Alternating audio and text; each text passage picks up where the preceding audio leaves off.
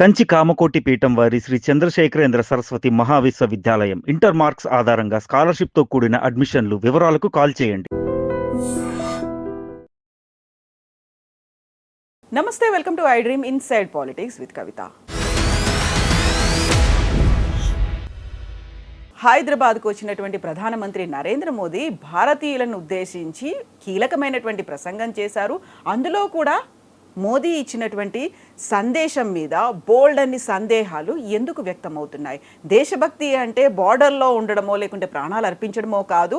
ఇక్కడ మనం చేయాల్సినటువంటి పొదుపు మీద కూడా దృష్టి పెట్టాల్సినటువంటి అవసరం ఉంది. అంటే ఎలాంటి ఇండికేషన్ మోదీ ఇవ్వాలని అనుకున్నారు? నిజంగా దేశం ఆర్థిక సంక్షోభంలో ఏదైనా ఉందా? మనం ఏదైనా క్రైసిస్ని చూడబోతున్నామా? దానికి సంబంధించి ముందుగానే సంకేతాల్ని ప్రధానమంత్రి నరేంద్ర మోదీ ఇచ్చారా? బోల్డ్ అన్ని సందేహాలు అయితే ఉన్నాయి. వీటి గురించి మాట్లాడుకుందాం. మనతో పాటుగా ఉన్నారు BJP state treasurer Devaki Vasudevarao గారు. నమస్కారం అండి. ఎలా ఉన్నారు మీరు? ఐఎమ్ గుడ్ అండి. దేశం ఎలా ఉంది? బ్రహ్మాండంగా ఉంది. నరేంద్ర మోదీ గారి నాయకత్వంలో, వారి యొక్క సమర్థన పాలనలో, అవినీతి రహిత పరిపాలనలో ప్రపంచవ్యాప్తంగా ఉన్న దేశాలన్నీ కూడా నరేంద్ర మోదీ గారి మోడల్ని చూసి నేర్చుకోవాలన్న పరిస్థితులు ఈ రోజున ప్రపంచవ్యాప్తంగా ఉన్నాయి. నరేంద్ర మోదీ గారు మా దేశం ఎందుకు పుట్టలేదని అనుకునే అనేక దేశాలు ఈరోజు మనం చూస్తూ ఉన్నాం. ఎక్కడో అక్కడ మన చుట్టుపక్కల దేశాలన్నీ కూడా, మిగిలిన దేశాలు ఏది ఏమైనా కానీ మన చుట్టూ ఉన్న దేశాలన్నీ కూడా నరేంద్ర మా దేశంలో పుట్టుంటే, ఇక్కడ ప్రైమ్ మినిస్టర్ అయి ఉంటే మా జీవితాలు బాగుపడాయని ఈరోజు ప్రతి ఒక్కళ్ళు, మనమేమి మా సొంత మీడియా కాదు, లేకపోతే సొంత డబ్బాలు కాదు, మీరు యూట్యూబుల్లో ఆ దేశంలో సంబంధించిన యువత ఏ విధంగా ట్రోల్ చేస్తున్నారో మనందరం చూస్తూనే ఉన్నాం. కాకపోతే మనకి దేశం ఇప్పుడైతే బాగుంది. సంవత్సరం తర్వాత ఏమైనా జరగబోతుందా? లేకుంటే ఈ సంవత్సరంలోనే మనం ఏమైనా విపరీతమైనటువంటి పరిణామాలని చూడబోతున్నామా? ఎందుకని మోదీ ఇచ్చినటువంటి ఆ మెసేజ్ ప్రాపర్గా కమ్యూనికేట్ అయిందా, కన్వే అయిందా? ఎందుకని అన్ని డౌట్స్ అనేవి వస్తున్నాయి? అనాలిసిస్లు చూస్తూ ఉంటే ఏమనిపిస్తుంది మీకు? అంటే మనిషి సామాజిక జంతువు అంటామా, లేదంటే అంటే మన సమాజంలో ఒక పార్ట్.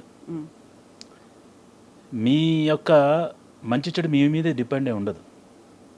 మీ కుటుంబం మీద, మీ చుట్టుపక్కల వాతావరణం మీద, మీరు పనిచేస్తున్న కంపెనీ వల్ల, మీరున్న ఊర్లో, మీరున్న దేశం బట్టి ఉండదు. అలాగే దేశం యొక్క మంచి చెడు అనేది మొత్తం ప్రపంచంలో మన ఒక దేశం. మనమేమి ఇండిపెండెంట్ లేకపోతే మన ఐసోలేటెడ్ దేశం కాదు. మనం అన్నీ కూడా భారతదేశం అన్నీ సొంతంగా సమకూర్చుకున్న పరిస్థితులు లేదు. గత ప్రభుత్వాలు చేసిన అరాచకం వల్ల, చేతకాంతనం వల్ల ఇంకా ఈ దేశం ఇంకా అనేక విషయాల్లో ఇంపోర్ట్స్ మీద ఆధారపడి ఉంటుంది. ఎంత చిన్న పిల్లడికైనా తెలుసు, యుద్ధం జరిగితే ప్రపంచంలో రెండు అగ్రదేశాలు అటు ఇటు కలిపి కొట్టుకుని ఉంటే అక్కడి నుంచి రావాల్సిన వస్తువులు కానీ, అందాల్సిన సేవలు కానీ ఏ విధంగా ఇబ్బంది పడుతుందో మనకు తెలుసు. అరే ఇప్పుడు మనం ఒక వర్షం పడుతుందంటే మబ్బులు కనబడ్డాయి అనుకోండి, ఏం చేస్తాం? బయటికి వెళ్ళేటప్పుడు గొడుగు తీసుకెళ్తాం. అరే ఇది నమ్మకం లేదు, లేకపోతే వర్షాన్ని తట్టుకోలేడు, వర్షాన్ని ఎదుర్కొనలేక ఇప్పటి నుంచి గొడుగు పట్టుకెళ్తున్నాడంటే, అంటే ఈ రోజున ఇంతో సామాజిక స్పృహ ఉన్నాడు కానీ, రాజకీయ పరిజ్ఞానం ఉన్నాడు కానీ, ఆర్థిక అంశాల మీద అవగాహన ఉన్నాడు ఎవరైనా సరే, రెండు దేశాల మీద యుద్ధం జరుగుతుంటే ఈ దేశం, భారతదేశము గత పాలకుల చేతకాంతనం వల్ల దాదాపు 90% or 80% subject to corrections we are depend on imports. మరి ఆయిల్ రేట్లు $100 పెరిగిన తర్వాత ఆయిల్ రేట్లు పెరుగుతాయి. ఎంతవరకు కంపెనీలు బేర్ చేయగలుగుతాయి? గతంలో సంపాదించిన లాభాలు ఉన్నంత వరకు దాన్ని ప్రొటెక్ట్ చేయగలుగుతాయి. కానీ ఆ లాభాలు తినటం అయిపోయింది అనుకోండి, రిజర్వ్స్ అయిపోయినాయి అనుకోండి, మరి ప్రజల మీద భారం మోయాల్సి వస్తుంది. అదేవిధంగా గ్యాస్ ఉందనుకోండి, మీరు మనం వాడే LPG gas 60 to 70% subject to correction we are imports. మరి అక్కడి నుంచి రాకపోతే ఇక్కడ కొరత వస్తుంది కదా. ఆ మాత్రం ఇంగిత జ్ఞానం, కామన్ సెన్స్ అది.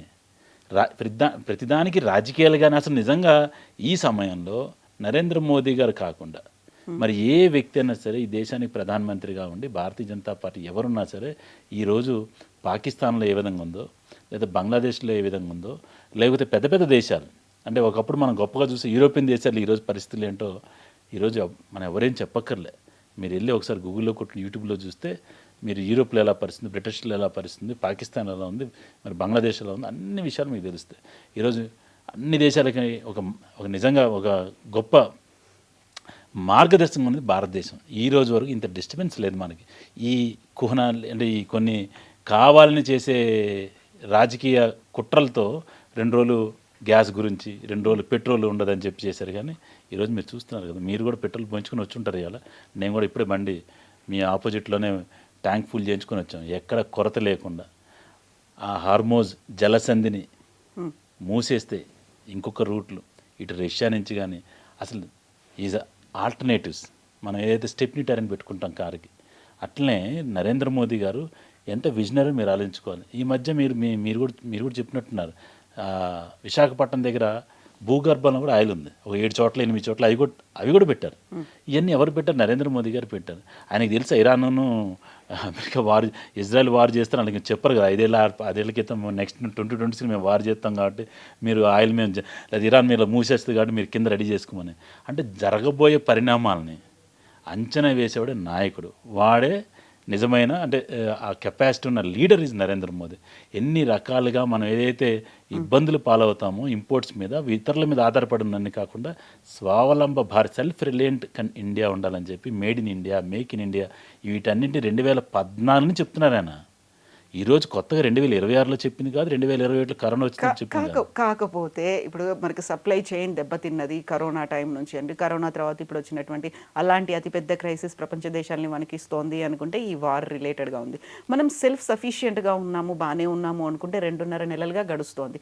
ఇప్పటి నుంచి ఇంకా గడవద్దంటారా? అలాంటి పరిస్థితులు లేవంటారా? ఆత్మనిర్భర్ అనుకున్నాము, వికసిత భారత్ అనుకున్నాము, ఇవన్నీ అనుకున్న తర్వాత ఇప్పుడు సడన్గా అది కూడా బీజేపీ కార్యకర్తలను ఉద్దేశించి పెట్టుకున్నటువంటి ఒక భారీ బహిరంగ సభలో మోదీ మాట్లాడడం ఏంటి? అలాంటి ఒక బీజేపీ కార్యకర్తలు దే ఆర్ ఏజెంట్స్. వాళ్ళ ద్వారా సమాజానికి ఒక మంచి సందేశాన్ని ఇవ్వడం కోసం. బీజేపీ కార్యకర్తలు అంటే ఎవరండి? వాళ్ళు కూడా భారతదేశ ప్రజలే. దేశం కోసం, ధర్మం కోసం పనిచేసే బీజేపీ కార్యకర్తలు వారైతేనే ఈ సమాజానికి తీసుకెళ్తారని చెప్పి వారి సభలో చెప్పారు. మాకు ఎప్పుడు కూడా అంటే భారతీయ జనతా పార్టీ రాజకీయ పార్టీ అంటే ప్రతిసారి రాజకీయాలే మరణం వస్తున్నాయి, ప్రతిసారి రాజకీయ విషయాలే మరణం వస్తున్నాయి, ప్రతిసారి అధికారం సంబంధించిందో లేదా కుట్రలో కుతంత్రలో ఎవరు ఏ విధంగానైతే కాంగ్రెస్ చేస్తుందో వాటిని తిప్పుకొట్టే పరిస్థితి, అది తిప్పుకొట్టే మేము తిప్పుకొడుతూనే ఉన్నాం. దాంతోపాటు కన్స్ట్రక్టివ్ పాలిటిక్స్ని నరేంద్ర మోదీ గారు, భారతీయ జనతా పార్టీ మాకున్న సిద్ధాంతం అది. అంటే nation first, party next, self last. ఈ సిద్ధాంతం నమ్మిన వాళ్ళం కాబట్టి ప్రజలు జాగరూకత. ఇప్పుడు ఎవరు ఊహించారు ఇరాన్కిను ఇజ్రాయెల్ వార్, లేదంటే రష్యా ఉక్రెయిన్ వార్?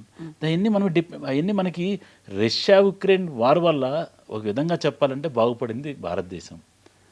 ఆంక్షలు విధిస్తే రష్యా ఆయిల్ని ఎక్కడికి అమ్ముకోలేదు, మనం కొన్నాము, మనం తక్కువ రేటుకి వచ్చింది, మనం తీసుకొచ్చి ఇక్కడ ప్రాసెస్ చేసి మళ్ళీ విదేశాలకి మనం ఎక్స్పోర్ట్ చేస్తున్నాం, మనం బెనిఫిట్ పొందాం. అది అంటే ఎంత కొంచెం ఆర్థిక తెలిసినోడు, లేకపోతే అంటే నిద్రపోయినోడిని లేపచ్చు కానీ నటించండి నిద్ర లేపలేం. ఈరోజు ఇవన్నీ చేయబట్టే మీరు చెప్పారు కదా, self reliant, Atmanirbhar Bharat, make in India, made in India. దానివల్లే కదా ఈరోజు ప్రపంచంలో 4వ ఆర్థిక వ్యవస్థగా ఎదిగింది. ఈ 12 సంవత్సరాల్లో 11వ స్థానంలో ఉన్న భారతదేశం కేవలం 12 సంవత్సరాల్లో ఈరోజు ప్రపంచంలోనే 4వ ఆర్థిక వ్యవస్థగా ఎదిగాం. అది వారి యొక్క దార్శనికతకి, వారి యొక్క శక్తికి, యుక్తికి, వారి యొక్క గొప్ప రాజనీతికి నిదర్శనం. ఇంతకంటే అసలు ప్రపంచం ఒకసారి ఆశ్చర్యం చూస్తుంది, ఏం జరుగుతుంది, నరేంద్ర మోదీ ఏం మ్యాజిక్ చేస్తున్నారని చెప్పి. అటుపక్క ట్రంప్ ఫోన్ చేస్తాడు, ఇటుపక్క పుతిన్ ఫోన్ చేస్తాడు, ఇటుపక్క నెతన్యాహు ఫోన్ చేస్తాడు. అంటే మనం ఆ ఇంటర్నేషనల్ రిలేషన్ ఎంత చక్కగా జాగ్రత్తగా బ్యాలెన్స్ చేస్తున్నాం అనేది దీన్ని బట్టి మీకు కలుస్తుంది. అరే మనం ఒకరు మీతో జత కడితే పక్కనోడు మాట్లాడు, పక్కనోడు జత కడితే మీతో, ఇట్లా అది ఇంటర్నేషనల్ అంటే ఆ డిప్లొమసీ ఆ డిప్లొమసీని ఎంత గొప్పగా మనం ఎప్పుడు ఒక సైడ్ ఈరోజు వరకు we are not taking any side. Russia Trump knows అంటే మేము చిరకాల మిత్రులు రష్యా, అయినా సరే they are now with us. మనం ట్రంప్తో కూడా స్నేహం చేసాం, అయినా సరే Russia never left us. Israel కూడా మన ఇరాన్ కూడా still today they also called Narendra Modi. అరే మీరు ఇజ్రాయెల్తో ఉన్నారు, లేకపోతే మీరు రష్యాతో మీరు మంచి మిత్రులు, లేదంటే మీరు ట్రంప్తో ఉన్నారని చెప్పి Iran still knowing all the things, they thought matured leader, matured country is today in the entire world is one and only one, the Bharat. Modi మాట్లాడినటువంటి మాటలు నిజంగా ప్రాపర్గా కమ్యూనికేట్ అయ్యాయా? మీరు బీజేపీని రిప్రజెంట్ చేస్తున్నారు, బీజేపీ అంటే తెలుసు, మోదీని అభిమానిస్తున్నారు, ఇవన్నీ కాబట్టి వాట్ ఎవర్ హీ సేస్ ఆయన చెప్పిందంతా ప్రాపర్గా ఉంది, మన దేశం కోసం మన కోసం అనేటువంటిది అనుకోవచ్చు. కాకపోతే ప్రతిపక్షాలకు కావచ్చు, లేకపోతే అనలిస్టులకు కావచ్చు, విశ్లేషణలు చేసే వాళ్ళకు కావచ్చు, ఇదంతా కూడా దాల్మే కుచ్ కాలా హై, సంథింగ్ ఫిషీ అనేటువంటి ఒక భావన ఏదో కలుగుతోంది. Something he is giving indication. ఆయన మనం చూడలేని ఇంకేదో చూశాడో అదేదో చెప్తున్నారు, కొన్ని ఏదో ఉన్నట్టున్నాయి. ఇంత సడన్గా వచ్చి పబ్లిక్గా ఆయన ఆ మాటలు చెప్పడం ఏంటి? మనల్ని అన్నింటినీ కట్ డౌన్ చేసుకోమంటారు, చివరికి మనం తాగే వంటలు నూనెలు కూడా మీరు ఇది దేశం కోసమే కాదు దేహం కోసం కూడా ఇలాంటి మాటలు అన్నీ చెప్తున్నాడు. ప్రతిదాన్ని కట్ డౌన్ చేసుకోమంటారేంటి? ఎందుకలా? ఏం జరుగుతోంది?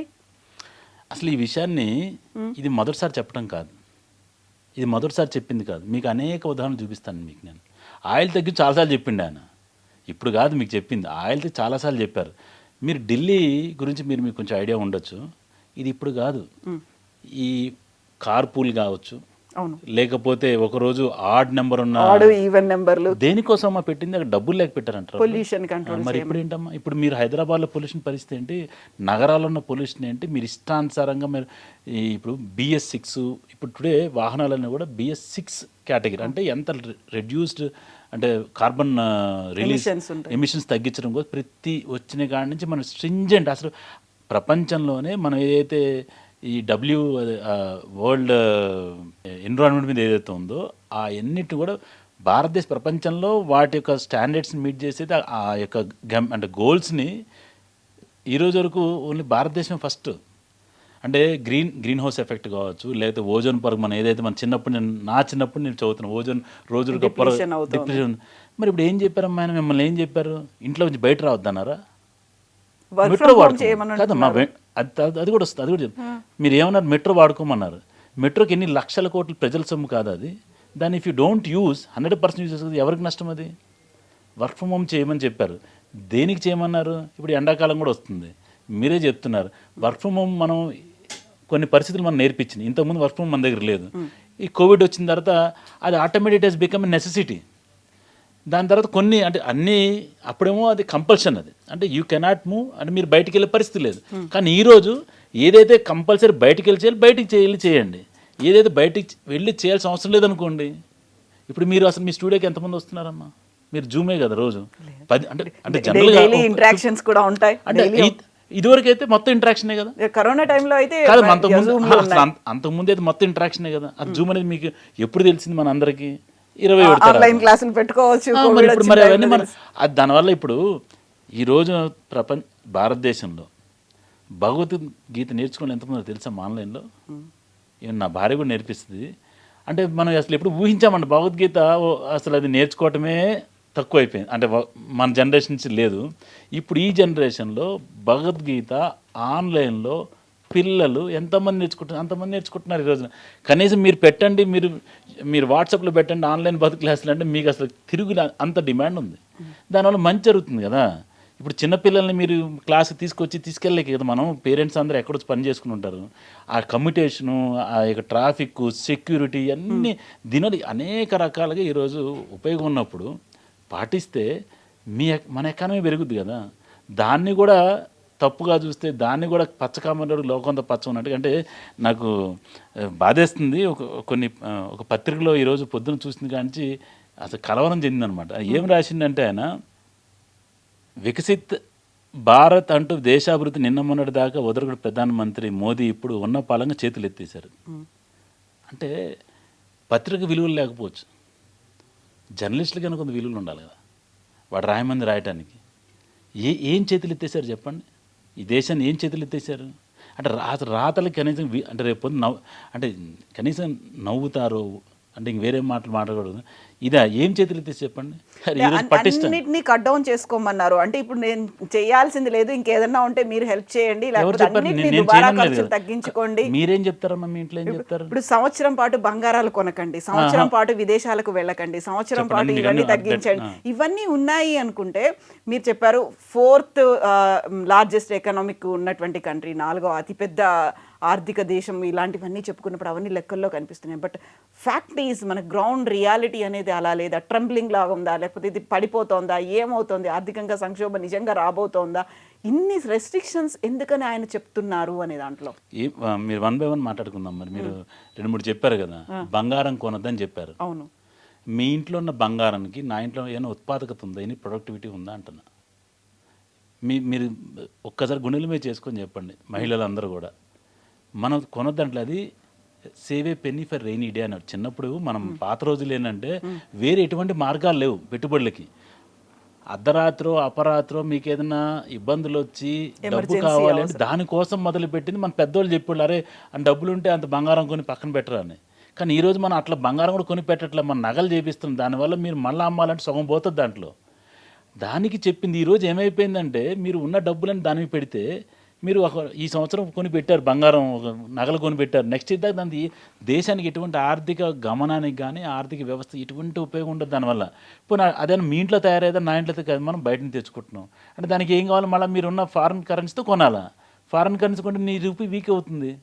అరే అసలు దాని మీ డిపెండెన్సీ ఇప్పుడు మీ ఇంట్లో మీ పెరుగుతున్నాయి అనుకోండి, కూరగాయలు ఉన్నాయి, మీరు మీ ఇంట్లో పెంచుకొని మీకు కావాల్సిన కొనుక్కుంటారు, ఎంత కావాలో చేస్తారు, మీకు ఒక ఆర్థికంగా కూడా మీకు సేవింగ్స్ ఉంటాయి. బయటికి వెళ్ళి కొనాలి, రేట్లు పెరుగుతాయి కదా, మీ డబ్బులన్నీ పోతాయి కదా. అండ్ మొదటి నుంచి మోదీ గారు సెల్ఫ్ రిలయంట్ నీ అంటే నువ్వు డిపెండెన్స్ తగ్గించుకో, నీ కాళ్ళ మీద నిలబడ్డం అంటే అన్ని విధాలుగా ఆర్థికంగా కావచ్చు, సామాజిక అన్నింటిలో మీరు సెల్ఫ్ రిలయంట్గా ఉండాలి ఈ దేశం అని చెప్తున్నారు ఆయన. మరి గోల్డ్ మన ఇంట్లో మన దగ్గర తయారైతే కొనుక్కోండి, ఎంతైనా కొనుక్కోండి, నో ప్రాబ్లం. ఆ మాట కూడా అన్నారు కదా, లోకల్ ఫర్ వోకల్ అనే దాంట్లో ఉండండి, మనది. అదే చెప్తున్నాం. మరి గోల్డ్ కొన్ని అసలు ఇప్పుడు ఇదేమన్నా సార్ మెడిసిన్స్ సార్, మీరు ఈ మెడిసిన్స్ కొనుద్దని చెప్తే అట్లా రేపు ఆరోగ్యాలు పాడైతే లేదు ఏదైనా ఉంటే మేము అవి చెప్పట్లే ఆయన. ఇంకోటి అసలు ఇంకా దుర్మార్గంగా ఒక పదం రాశారు, అది నేను ఒకసారి మీకు చదివి వినిపిస్తాను. ఎందుకంటే అంటే ఆయన ఏం చెప్పారంటే, మీ తెలియకుండానే మీ వంటగదిలోకి మీ ఇంట్లోకి అనేక విదేశీ వస్తువులు వచ్చేసినవి. ఆ విదేశీ వస్తువులు కొనటం వల్ల మన ఆర్థిక మీద కూడా భారం పడుతుంది, డాలర్ మీద మన డిపెండెన్సీ పెరుగుతుంది. మనం కాదమ్మా, ఒక చిన్న విషయం చెప్తాను. నీకు డబ్బులు ఉన్నాయి, బాగున్నాయి అనుకోమ్మా, ప్రతిరోజు హోటల్ తింటారు వెళ్ళి, అలా తినబట్టే కదా పాడైంది. ఇప్పుడు డబ్బులు ఎక్కువయ్యి ఇప్పుడు ఏం చెప్తున్నా, ఇంట్లో వండుకొని తినాలని అంటున్నారు. అరే రోజుకి వారానికి ఒకసారి ఇంట్లో వండని చెప్తున్నారు. ఇప్పుడు అంతా సాఫ్ట్వేర్లు గిట్వేర్లు అయ్యి అందరూ డబ్బులు ఎక్కువైన తర్వాత అరే కనీసం ఒకసారి అన్న ఇంట్లో వండుకోండి, వారం 2 సార్లు వండుకోండి, ఆ టైప్ పరిస్థితి వచ్చేస్తే ఏది కరెక్ట్ చెప్పండి. మీరు ఇంట్లో వండుకొని తింటామా, లేక బయట డబ్బులు ఉన్నాయి కదండి పిజ్జాలు బర్గర్లు స్విగ్గీలు ఆర్డర్ తెచ్చుకుని తింటాం, కరెక్ట్ చెప్పండి. ఆయన కూడా చెప్పింది అదే. ఇంట్లో వంట చేసేటప్పుడు కూడా అవకాశం ఉందో మీరు చూడండి. మీరు బయట దేశ వస్తువులు ఎన్ని వచ్చేసినాయి, మీకు తెలియకుండానే వచ్చేసినాయి, మీకు సంబంధంగానే వచ్చేసినాయి, వాటి మీద దృష్టి పెట్టండి.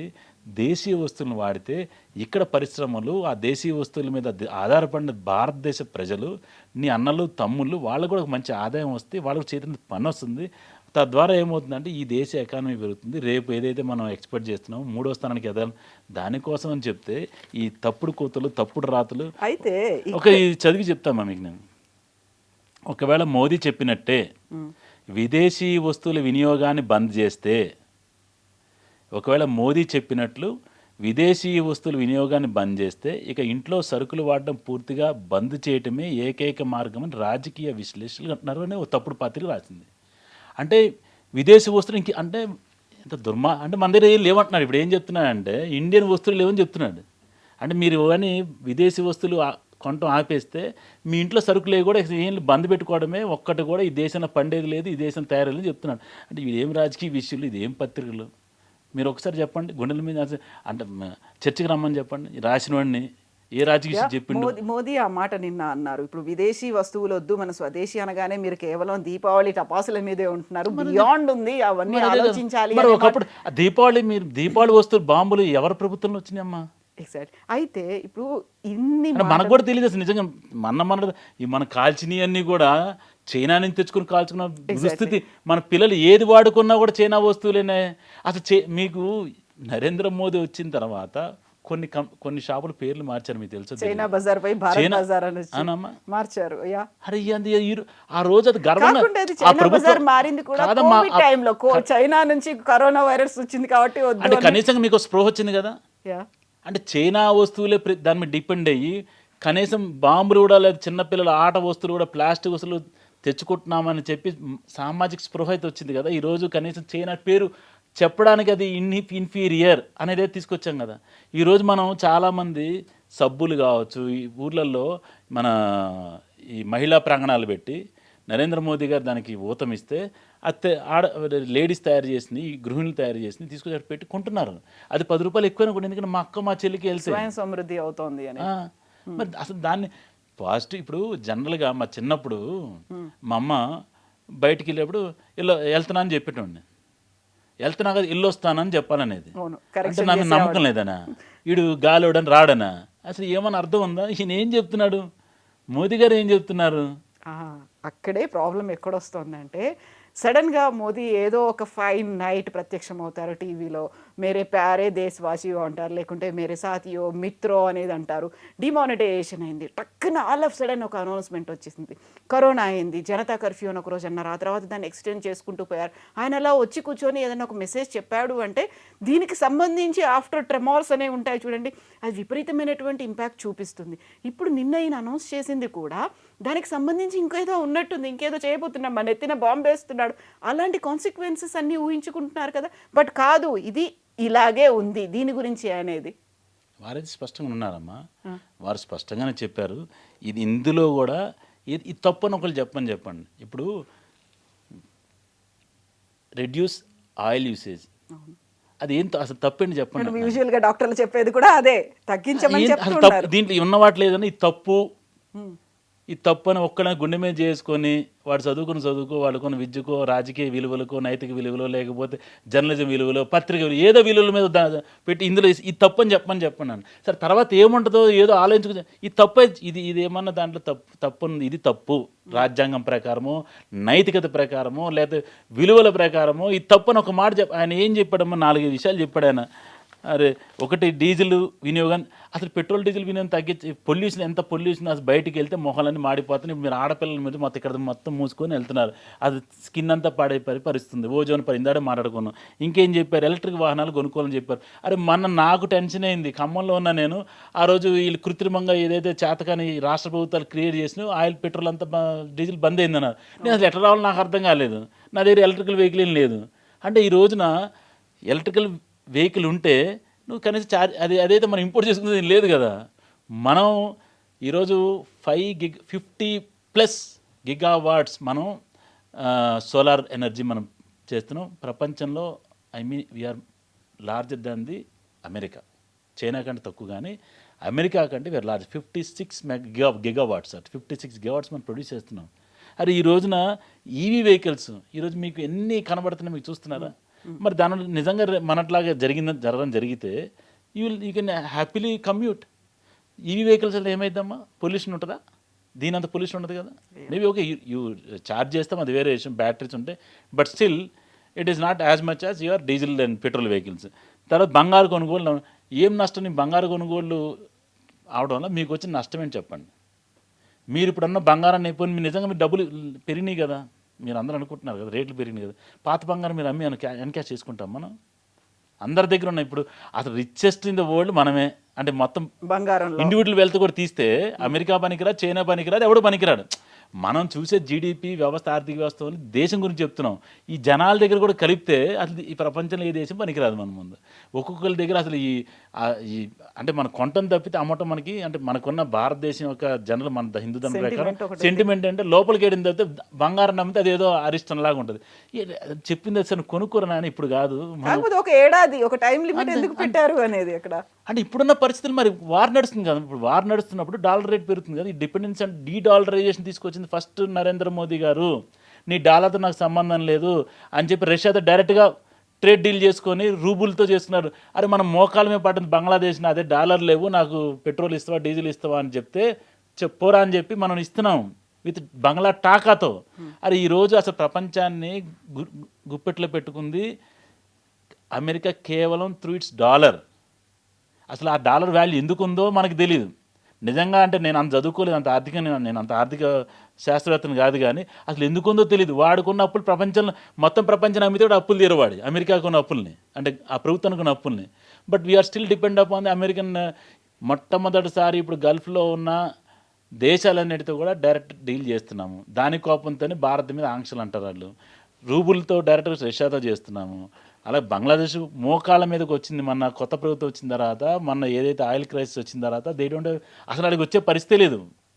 డీజిల్ ఆయిల్ లేకపోతే మనల్ని రిక్వెస్ట్ చేస్తే మనం వాళ్ళకి సప్లై చేస్తున్నాం. మీకు తెలిసింది చూడండి, if you can Google you will get we are now supplying diesel petrol అంటే crude oil whatever it is to Bangladesh.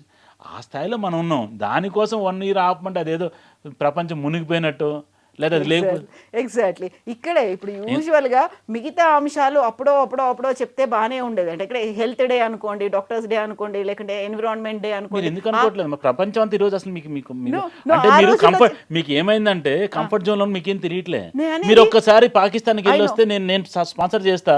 మీరు కూడా ఎందుకంటే మీరు మీడియాలో ఉన్నారు కాబట్టి మొత్తం స్పాన్సర్ నేను ఒక్కసారి వెళ్ళి వచ్చి బట్ మమ్మల్ని వై question వి అడగండి. Need to compare with Pakistan అనేది వస్తుంది. నేను Because పాకిస్తాన్ ఎందుకు కంపేర్ చేసుకోవాలి? మనం కూడా ప్రపంచంలో ఒక దేశము. మనం అమెరికాతో నాకు అవసరం లేదు, రష్యా వారితో నాకు సంబంధం లేదు, చైనాతో నాకు నీ ఫ్లైట్లు తిరగాల్సిందంటే గ్లోబల్ సిస్టమ్స్ ఉంటాయి, ఎనిమీస్ ఉన్నారు అంటే డిఫెన్స్ సిస్టమ్స్ అన్నీ it all depends upon the entire ప్రపంచంలో మన ఒక భాగం. వస్తే కుటుంబం చెప్పేది మీరు యూఆర్ ఇంటర్ డిపెండెంట్. మన ఒకళ్ళం ఎవ్వరు కూడా మన ఏకాకులం కాదు. అది నేను చెప్తున్నాను, ఏకాకులం కాదు. అమెరికాకి మనంత అవసరం, మనకి అమెరికా అంతే అవసరం ఉంటుంది. రష్యాకి మనకి ఎంత అవసరం మనం అది అసలు మీరు ఒక్కసారి బయట రెండు విన్ విన్ సిచ్యువేషన్ లా మీరు ఉంటేనే కంఫర్ట్ జోన్లో ఉన్నారు. మీరు బయటికి వెళ్ళి ఒకసారి పాకిస్తాన్కో లేకపోతే పాకిస్తాన్ యూరోప్ కంట్రీస్కి వెళ్ళరండి, మీరు తెలుసుద్ది. లండన్కి వెళ్ళరండి. మనం ఏదో గొప్ప చెప్పి తెల్లతోలు చూసి మీరు చాలా మనం తెల్లోడు వస్తేనే ఇదవుతాం కదా. ఆ తెల్లతోలు ఉంది. బ్రిటిష్కి వెళ్ళి చూసిరండి ఒకసారి. We'll sponsor then you will as మీడియాలో మీకు తెలుస్తుంది. మీరు చెప్పండి అప్పుడు ప్రజలకి. అయితే ఇక్కడే వచ్చేటువంటి డౌట్ ఏంటంటే ఆ 9 అంశాలు 9 డిఫరెంట్ ప్లేసుల్లోనో 9 డిఫరెంట్ డేస్లోనో కాకుండా అన్నీ కలిపి ఒకేసారి ఒకే చోట, అది కూడా బీజేపీ కార్యకర్తల సమావేశం లేకుండా భారీ బహిరంగ సభ అది పెట్టుకొని కమ్యూనికేట్ చేయడం అనేది ఇన్ని రకాలుగా ఉందా? ఇన్ని రెస్ట్రిక్షన్స్ పెట్టిస్తున్నారు. అసలు ఈజ్ ఎవ్రీథింగ్ ఫెయిర్? అదంతా బాగానే ఉందా? యూజువల్గా మోదీ అనగానే లేకుంటే మనం ఎంత ఊహించుకున్నామో నిజంగా అంత లేదా? ఏదైనా మనకు ఒక ఇండికేషన్ వస్తుందా? ఎలాంటి సందేశం ఇస్తున్నారు? అంటే మీరు ఏం చూస్తున్నారంటే భారతీయ జనతా పార్టీ మిగిలిన పొలిటికల్ పార్టీ లాగా ఎప్పుడు వచ్చిన రాజకీయాలు మారడాలని. ఇప్పుడు ఎన్నికలు లేవు కదా. ఇప్పుడు ఎన్నికలు వచ్చినప్పుడు తూర్పారబడతారు, దాన్ని ఏం చేయాలి, ఎట్లా మారడం అది ప్రతిసారి అదే మాట్లాడే ఆ సంస్కారం మాకు లేదు. ఇప్పుడు మిగిలిన పార్టీ లాగా కాంగ్రెస్ పార్టీ లాగానో బీఆర్ఎస్ పార్టీ అలా 24/7 ఓన్లీ పాలిటిక్సే. ఎందుకంటే వాళ్ళకి పార్టీ ఫస్ట్ అంటే person first, party next, nation last. మాది రివర్స్ ఉంటుంది. మాది nation first, party next, self last. వాళ్ళ రివర్స్లో ఉంటుంది కాబట్టి వాడికి ఎప్పుడు చూసినా వాడి డబ్బులు, వాడి అధికారం తప్పితే ఇంక వేరే ఏ ముచ్చట్లేని పార్టీలు. ఆ పార్టీలకి ఈ పార్టీలు భిన్నంగా ఉండబట్టే ఈ రోజున దేశంలో స్టెప్ బై ఒక్కొక్క రాష్ట్రం ఈరోజు మన 5 ఎన్నికల్లో 3 దాంట్లో మనం 2 మేము నిలబెట్టుకున్నాం. కొత్తగా అంటే ఈ దేశానికే రక్షణకే ఒక ఒక థ్రెట్గా మారిన బంగ్లాదేశ్ ఆ యొక్క రాష్ట్ర ప్రభుత్వం మమత ఈరోజున ఇంటికి పంపిస్తే ఎట్లా కొట్టి ఎక్కడ వేస్తే మీరు చూస్తున్నారు. ఈరోజు 207 సీట్స్ వచ్చినాయి. ఇది ఓన్లీ బంగ్లాదేశ్ ప్రజలు ఆనందించాల్సింది కాదు, ప్రపంచం మొత్తం దేశమంతా కూడా ప్రతి ఒక్క భారతీయ పౌరుడు ఈరోజు ఆనందంగా ఉన్నాడు. ఎందుకంటే ఈ థ్రెట్ అంతా అట్నుంచి లేదంటే ఇటు పాకిస్తాన్ పంజాబ్ నెక్స్ట్ మొన్నటిదాకా అది కాంగ్రెస్ ఇప్పుడు ఆప్కి వెళ్ళింది. నెక్స్ట్ ఇయర్ పంజాబ్ ఎలక్షన్స్ ఉన్నాయి. మీరు రాసి పెట్టుకోండి, ఈరోజు డేటు టైము వారం రాసి పెట్టుకోండి. మళ్ళీ నన్ను అడగండి. నెక్స్ట్ ఎలక్షన్స్ అనేది పంజాబ్లో వచ్చేది కూడా భారతీయ జనతా పార్టీ. ఈ 2 స్ట్రాటజిక్గా చాలా అవసరం, ప్రజలకి అర్థమైంది అది. మళ్ళీ రాసి పెట్టుకోండి అన్నప్పుడు ఇంకొక డౌట్ వస్తుంది వాసుదేవరావు గారు. ఇప్పుడు ఇన్ని చూసాము, ప్రతి చోట రీజనల్ పార్టీని వైపౌట్ చేసేసి బీజేపీ అక్కడ సాఫ్రనైజేషన్ అవుతుంది. ప్రతి చోట మేమే అనేటువంటి ఒక కాషాయ జెండానే చూస్తుంది. నిన్న కేవలం 3 రాష్ట్రాల్లో కాంగ్రెస్ ఉంది అన్నప్పుడు ఇక్కడ కూడా మేము వైపౌట్ చేస్తాము అని చెప్పినప్పుడు కాంగ్రెస్ కాదు అక్కడ పోతోంది రీజనల్ పార్టీస్కి స్థానం లేకుండా చేస్తారా, అస్తిత్వం లేకుండా చేస్తారా? రాష్ట్రాలకు సంబంధించి పోరాడేదే రీజనల్ పార్టీస్ కదా. ఏమన్నా లాస్ట్ పదం అన్నారు. రీజనల్ పార్టీ దేనికోసం పనిచేస్తే రాష్ట్రాల కోసం పనిచేస్తున్నాయి. ఇక్కడ గతంలో మీరు మళ్ళీ ఒకసారి చెప్పండి. అది Yeah, అంటే నీకు దేశం సంబంధం లేదు. అదే నేను నీకు అక్కడి నుంచి ఎవడన్నా వచ్చి కొడితే బంగ్లాదేశ్ అదే చెప్తున్నాను. పాకిస్తాన్ కొడితే ఎవడు చూడాలి? రీజనల్ పార్టీస్ రాష్ట్రాల కోసం ఉంటాయి. ఇప్పుడు గతంలో జరిగినటువంటి ఎన్నికల్లో కూడా ఇక్కడ మాకు లోకల్ గవర్నమెంట్, మా రాష్ట్ర గవర్నమెంట్ అనేది రీజనల్ పార్టీతో ఉండాలి. దేశవ్యాప్తంగా చూస్తే బీజేపీ ఓటేస్తామని ఆ మైండ్ సెట్తో ఓటేసిన వాళ్ళు చాలా మంది కనిపించారు. ఈవెన్ విలేజెస్లో ఎమ్మెల్యే అయితే ఇక్కడ, ఎంపీ అయితే అక్కడ మోదీ ఉండాలి అనే కాన్సెప్ట్ అనేది. అలాంటి టైంలో రాష్ట్రాలకు సంబంధించి అస్తిత్వం పోయేటువంటి దేశం మొత్తం మీద రక్షించగలిగినోడు రాష్ట్రాలు రక్షించలేడు. అంటే ఇదంతా అది ఈ కుటుంబ పార్టీలు వల్లే ఈ దేశం నాశనం అయింది. జాతీయ పార్టీ మీరు అంటున్నారు ఏది కాంగ్రెస్, దట్ ఈస్ నాట్ జాతీయ party, it's a family party. It's a family party. అది కూడా గాంధీ గారి పేరుని దుర్మార్గంగా దాన్ని దొంగిలించుకొని ఆ పేర్లు పెట్టుకొని ఇప్పుడు కూడా పెళ్ళి అయిన తర్వాత మనవాళ్ళకి పుట్టిన ఇల్లు కుటుంబాలు అంటే ఆడపిల్లలు మారినా కూడా వాళ్ళు ఇంకా స్టిల్ గాంధీ గాంధీ గాంధీ పెట్టుకుంటున్నారంటే కేవలం గాంధీ గారి పేరుని వాడుకొని బతుకుతున్న అంటే చెట్టు పేర్చి కాయలు అమ్ముకుని బ్యాచ్ అది. అసలు ఫస్ట్ నీకు జాతీయ పార్టీ హోదా ఇంక నెక్స్ట్ నాది ఎక్కువ రోజులు ఉండదు అది. ఈ దెబ్బతో అంటే వచ్చే ఎన్నికలు నెక్స్ట్ పార్లమెంట్ ఎన్నికలకి అది తుడిచిపెట్టుకుపోవడం అందులో ఎటువంటి సందేహం లేదు మీకు. ఈ కాంగ్రెస్ పార్టీ రీజనల్ పార్టీస్ ఎక్కడైతే దానికి ఇబ్బంది ఉన్న చోటల్లో ఏం చేసిందంటే ఒక రీజనల్ పార్టీ రెచ్చగొట్టి మొత్తం దేశం అంతా అక్కడ వీళ్ళందరూ సగం బ్యాచ్ అక్కడి నుంచి వచ్చిన వాళ్ళే. రీజనల్ పార్టీలో ఉన్న వాళ్ళందరూ బయట నుంచి కాంగ్రెస్ బయటకు వచ్చి వాళ్ళే పంపించి ఆ పార్టీలు పెట్టించి రకరకాల రాజకీయ క్రీడలు ఆడిన తర్వాత ఈ దేశం ఈ పరిస్థితికి వచ్చింది. నిన్న కూడా చూడండి తగుదనమ్మా అనుకుంటూ కనీసం అంటే నిన్నటి దాకా డిఎంకే నువ్వు చేసిన అన్ని ఘోరాలు నేరాలు నువ్వు చేసి ప్రతి దాన్ని కొమ్ము కాస్తే జస్ట్ ఇట్లా చిటికిన దెబ్బతో నువ్వు వెళ్ళిపోయి ఆడి పంచం చేరి మళ్ళీ మిగిలిన వాళ్ళందరూ కూడా తీసుకెళ్ళి ఆడ పెడితేవా అంటే అసలు నీకు స్టాండ్ లేనట్టే కదా. అసలు ఆగచ్చు కదా ఏం అంటే let him come then SS this a proper అసలు ఒక్క రాత్రి వెళ్ళి పంచం చేరిపోయాం. మొన్న అసెంబ్లీలో మేము చూసాం అసలు తెలిసి అవసరం ఉన్నా లేకపోయినా నచ్చినా నచ్చకపోయినా కాంగ్రెస్ పార్టీ ఎగనెస్ట్ ఉంది కాబట్టి డిఎంకే కూడా ఆ యొక్క మహిళా రిజర్వేషన్ బిల్కి లేదా డీలిమిటేషన్కి లేదా పార్లమెంట్ సభ్యుల సంఖ్య పెంచడానికి 50% అక్రాస్ అరే నీకు 100 ఉంటే 50 పెరుగుతాయి, నాకు 200 ఉంటే 100 పెరుగుతాయి, నీకు 100 పెరిగినాయి నాకు 50 పెరిగినాయి అంటే మరి అది ఎవడు చేసినాడు? యూపీకి 80 సీట్లు ఉన్నాయి, మనకి 40 అంటే ఎవరు నేను చేశాను? బీజేపీ చేసిందా? ఎవరు చేశారా సీట్లు? కాంగ్రెసే కదా. ఎప్పుడు చేసింది అది? 1971లో 77లో ఇప్పుడు చేసింది అది. నేను చేసింది కదా. మరి అప్పుడు నువ్వు నీ పార్టీకి చేసింది మేమేం చెప్తున్నాము? అరే ఇప్పుడు మళ్ళీ జనాభా లెక్కల ప్రకారం చేస్తే మనకే అన్యాయం జరుగుతుంది, మీ సౌత్కి అన్యాయం జరుగుతుందని చెప్పి అదే దామాషా అదే రేషియోలో ఉంచుదాము, 50% పెంచుదామంటే అంటే తలన్నోడు తలలేనోడు, తోకనోడు తోకలేనోడు, మెదడు ఉన్నాడు మెడకాయ మీద తలకే ఉన్నాడు, తలకాయ మెడకాయ లేనోడు అందరూ కూడా ఇష్టానుసారం మాట్లాడి వాళ్ళకు కేవలం కాంగ్రెస్ దాన్ని వ్యతిరేకిస్తుందని చెప్పి డిఎంకే కూడా వ్యతిరేకించి ఆ రోజు ఓటేస్తే ఈరోజు డిఎంకే ఆ పక్కన కూర్చోనని చెప్తుంది. అంటే చేసి అంటే ఇండి కూటమిలోనేమో సిపిఐ ఉంటుంది, కేరళకు వచ్చేసరికిలేమో వాళ్ళతో పోరాటం చేస్తారు. ఇండి కూటమిలో టీఎంసీ ఉంటుంది, బంగ్లాదేశ్కి వెళ్తే పోటీ చేస్తారు, వాళ్ళతో వ్యతిరేకంగా పోటీ చేస్తారు. అంటే అసలు ఒక నీతి ఒక రీతి లేని పార్టీ ఏదైనా ఉందంటే కాంగ్రెస్ పార్టీ, దానితో ఒక పార్టీలు. ఇప్పుడు తెలంగాణలో ఆప్కి బార్ బీజేపీ సర్కారేనా వస్తుందా? ఇక అందులో ఏం డౌట్ లేదు. ఇప్పటికి లేట్ అయిపోయింది. లేట్ అయిందా? ఇప్పటికి లేట్ అయిపోయింది. అందులో ఏ మాత్రం మీరు ఎటువంటి డౌట్ పెట్టుకోమాకండి.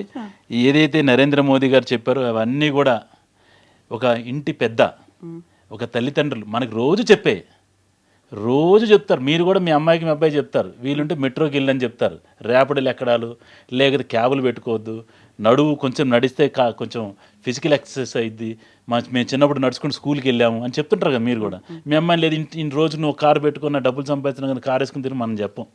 మీరు ఏదైతే మీ పిల్లలు చెప్తున్నారో దేశమంతా కూడా నా పిల్లలు అనుకొని నా కుటుంబం అనుకొని కుటుంబ సంక్షేమం దృష్ట్యా దూరదృష్టితో నరేంద్ర మోదీ గారు చెప్పిన మళ్ళా మీకు చెప్తాను, పెట్రోల్ డీజిల్ తగ్గిస్తే మంచిది, దానివల్ల స్వామి కార్యం సౌకార్యం మీ యొక్క డబ్బులు మిగులుతాయి, కాలుష్యం తగ్గుతుంది, ట్రాఫిక్ కంజెషన్ తగ్గుతుంది. తర్వాత ఎలక్ట్రికల్ వాహనం రేపు ఎప్పుడైనా ఇటువంటి సంక్షోభం వస్తే మీరు ముందు at least you support the pollution కంట్రోల్కి పనికి వస్తాం మనం. అదేవిధంగా ఛార్జింగ్ ఉంటుంది.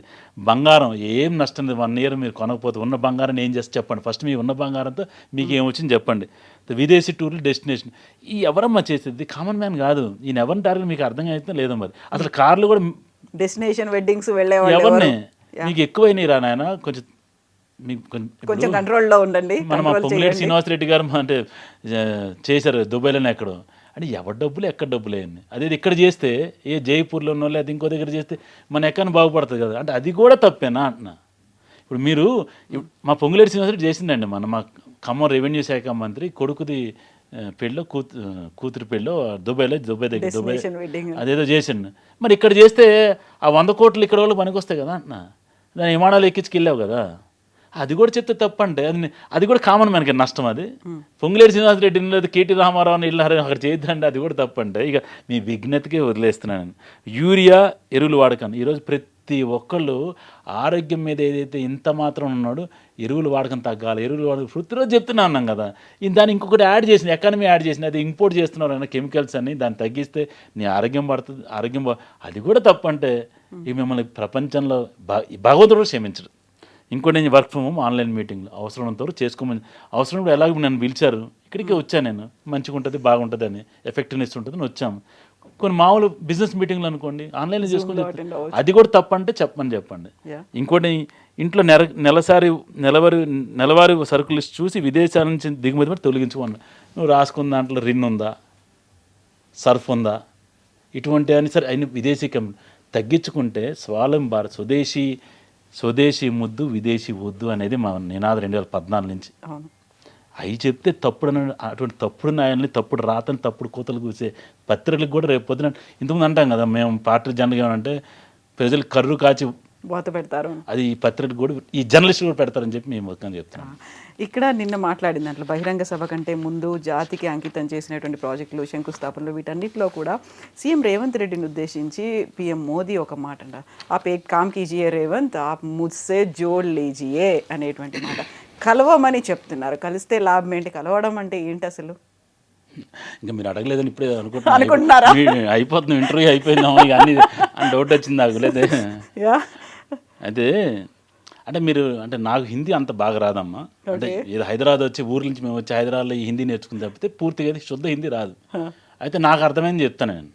ఆయన 2 విషయాలు చెప్పిండు ఆయన.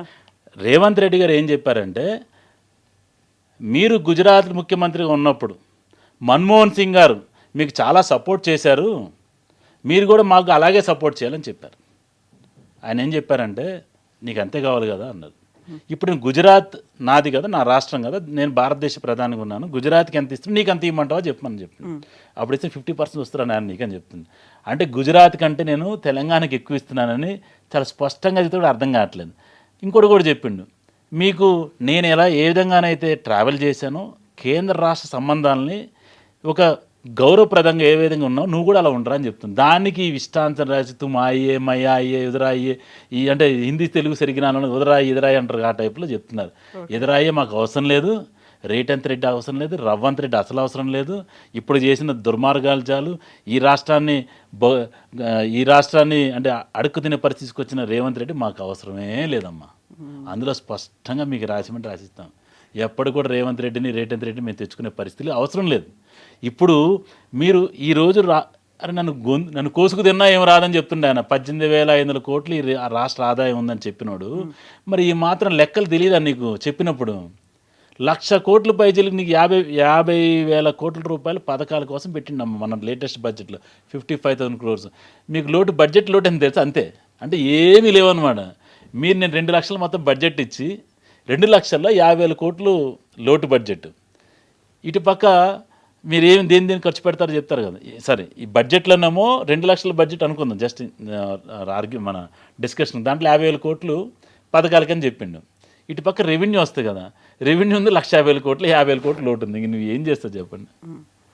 అయితే ఇక్కడ మీకు అవసరం లేదు రేవంత్ రెడ్డి అని మీరు అన్నప్పటికీ కూడా కాంగ్రెస్ బీజేపీ 2 కలిసి పనిచేస్తున్నాయి అనేటువంటి మాట ఆధారాలతో సహా మేము చూపిస్తున్నామని బీఆర్ఎస్ చెప్తోంది. అందుకు ప్రధానమైంది బండి సంజయ్ వాళ్ళ అబ్బాయి మీద పోక్సో కేసు పెడితే దానికి సంబంధించి చర్యలు ఇంకా ఏమీ తీసుకోలేదు, దానికోసం వెయిట్ చేశారు. నిన్న ప్రధానమంత్రి మోదీ ఉన్న టైంలోనే అదే డయాస్ని పంచుకున్నటువంటి రేవంత్ రెడ్డి బండి సంజయ్ని మేరే ప్రియ దోస్త్ అని అభివర్ణించారు అనేది. అంటే అక్కడ ఆల్రెడీ కేసు పెట్టుంది, చర్యలేం తీసుకోలేదు.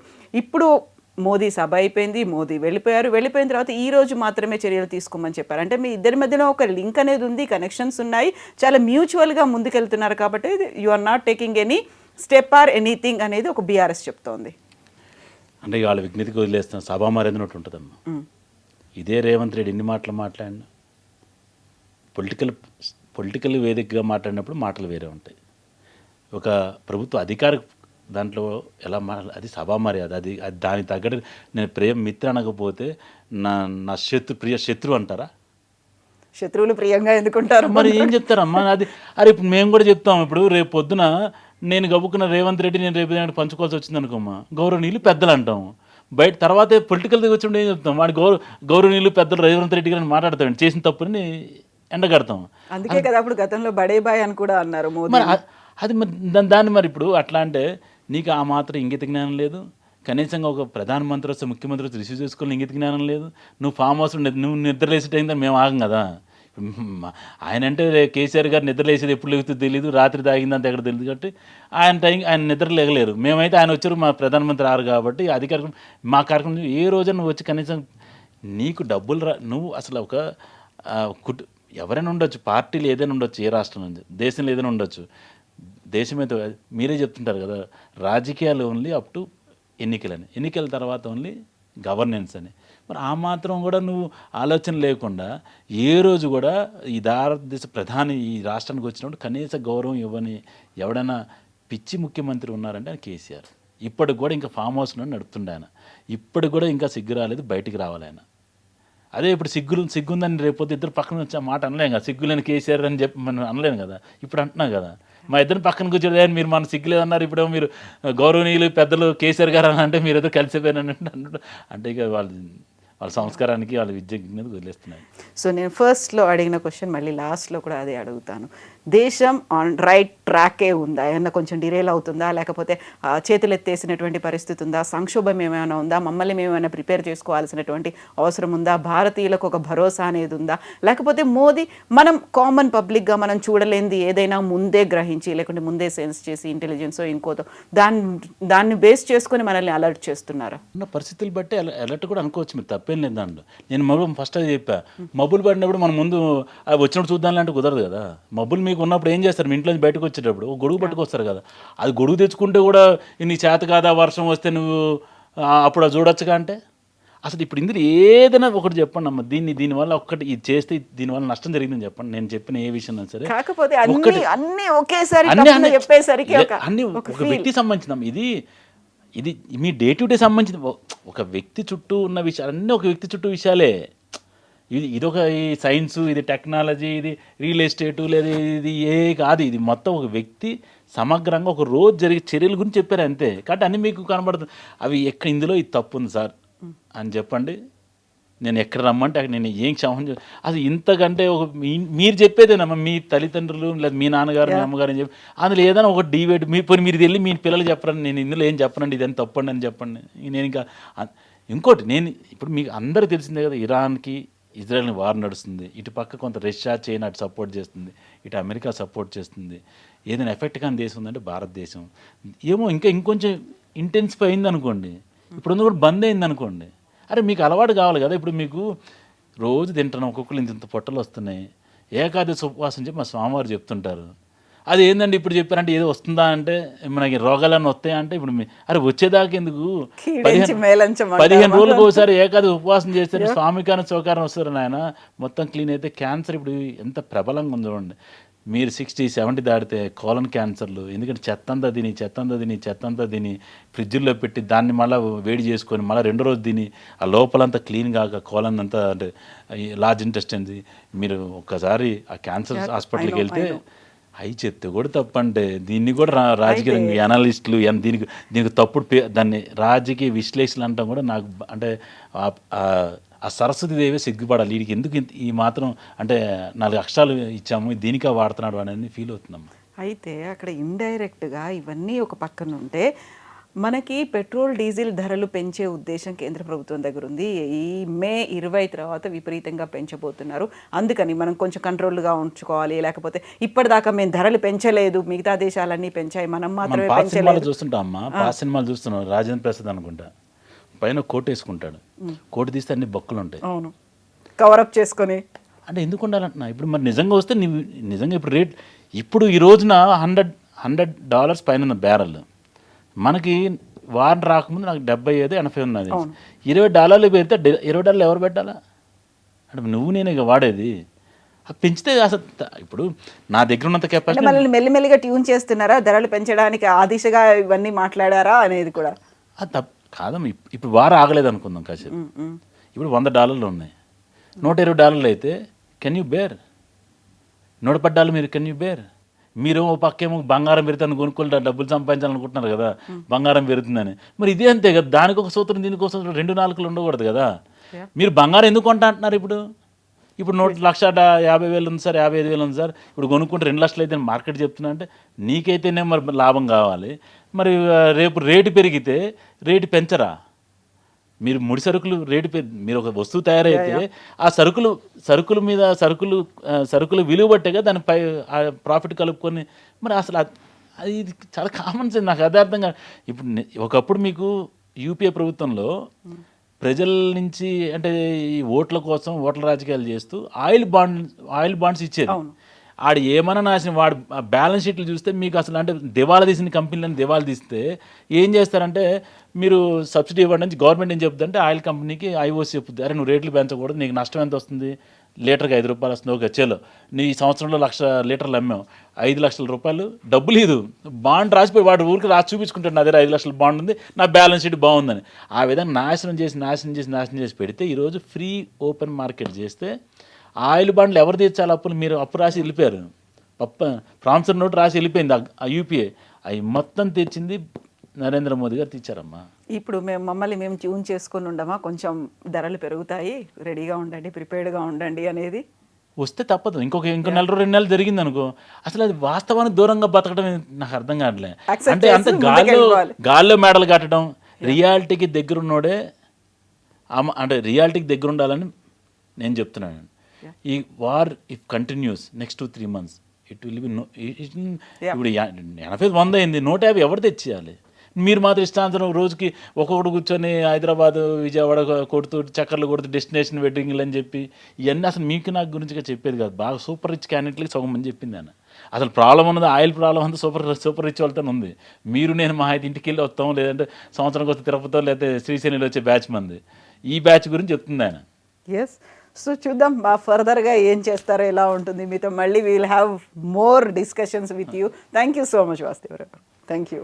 And for more videos, please subscribe to iDream channel. Subscribe to iDream Media. Please subscribe to iDream. Please subscribe to iDream. Please subscribe iDream. And please subscribe to iDream. For more videos, subscribe to iDream. please like, share and subscribe to the channel. Congratulations, iDream. Subscribe to iDream. Subscribe to iDream. So subscribe to iDream Media.